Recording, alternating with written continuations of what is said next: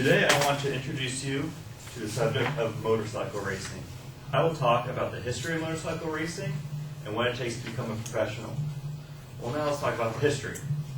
Motorcycle racing started with an organization called FIM, the Federation of International of Motorcycling, in 1904. The motorcycles at the time were very small, pretty much like bicycles, with little, about 1 horsepower engines in them.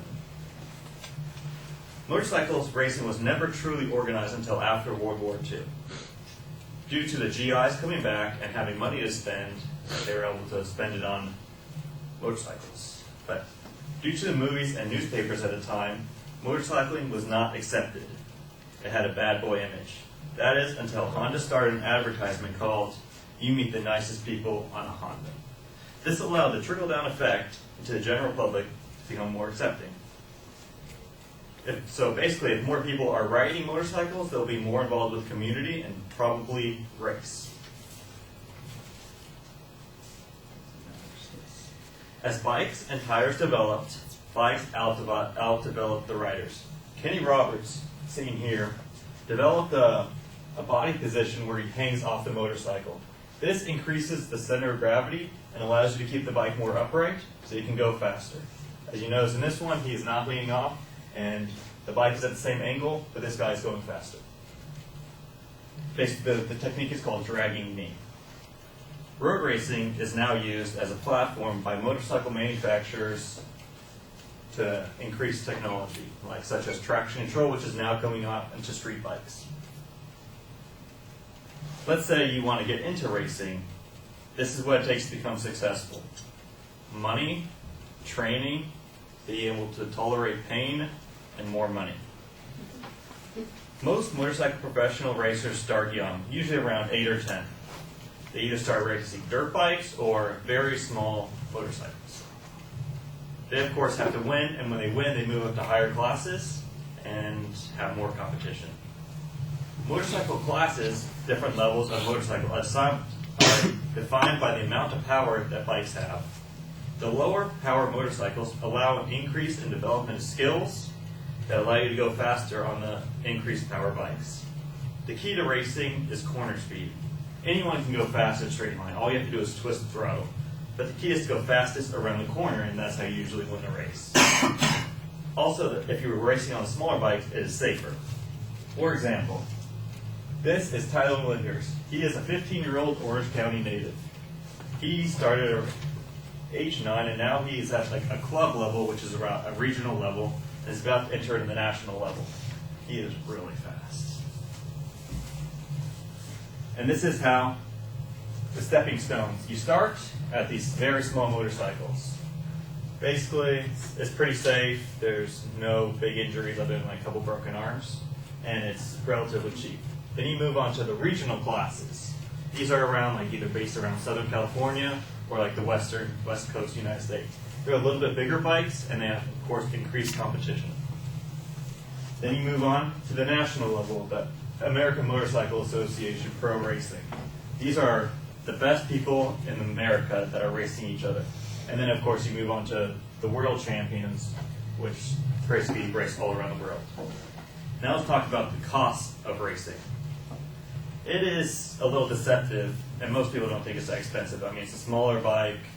You don't have that much stuff, but it's actually not. They first get to buy the motorcycle, which is probably around, can range from $5,000 up to $70,000. And then you have to get pit equipment such as tire warmers. If your tires are not warm, as opposed to NASCAR, they have no grip, so you will fall over, and thus you have to spend more money to fix the bike. You also have to need a generator, because not every racetrack has power to power the tire warmers, and you need a trailer to get out there. Tires are the most important factor and the costliest on a motorcycle. A set costs around $350, and on a powerful bike, they only last about 50 miles or around 20 to 30 laps. And the way to pay for that, most people, at least at the club level, like it was previously, there's no sponsorship money. Basically, it's run by contingency. Basically, you run the manufacturer's tires, and you run stickers on your bike, and if you get first through third, they give you money. and then so if you win, then you get money, and then you can race more. But each level of motorcycle racing has an increased cost.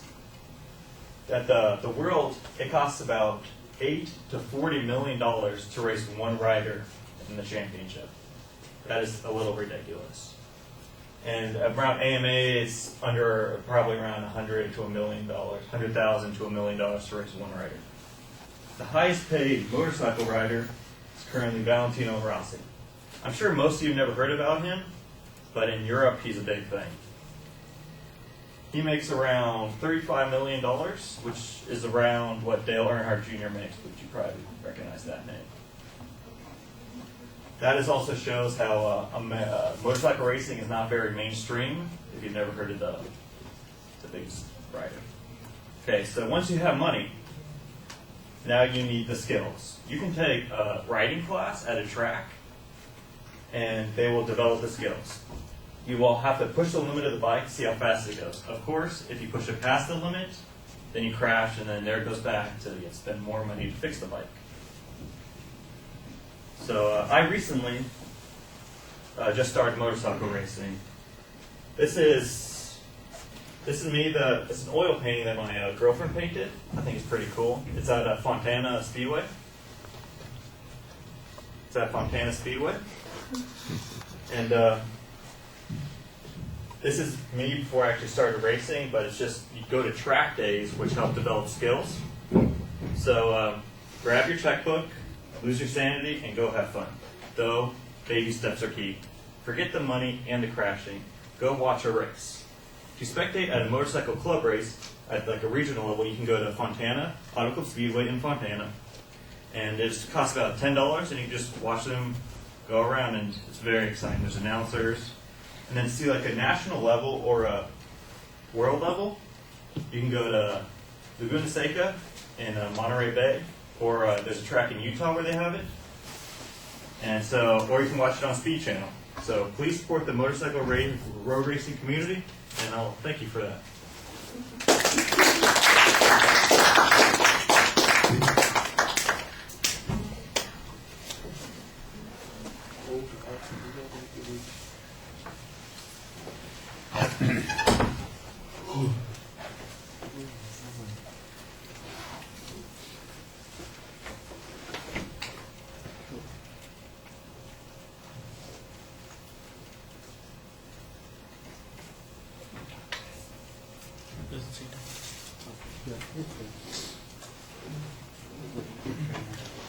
Muna, what did you think? I thought it was really informative. Your speech was like really structured. You didn't go astray or go off on any tangents or anything like that. You know what you were talking about, and it seemed that you were really interested, so that kind of made everyone else interested in it. And you brought a lot of insight to something that I'm sure most people don't really know about, so it's kind of cool.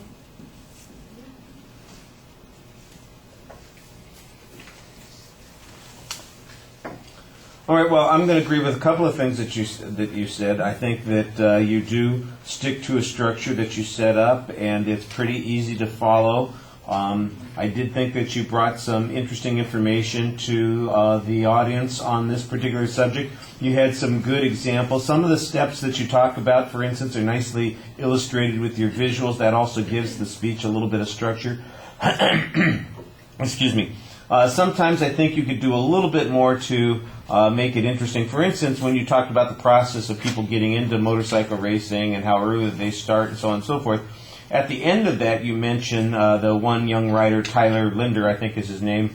It seems to me like that would have been a good story to talk and use as an illustration of that particular point. So you say, for example, here's Tyler Linder, who started racing at age 8, and became this way and that sort of thing. And when you're racing at age 8, you don't really get sponsorships per se, but once you start finishing in the top places, then you might get some contingency money, which is really this, that, and the other kind of thing. And I had that in there, and I cut that out for time. So it just seemed like it needed to have something to make it a little bit more interesting.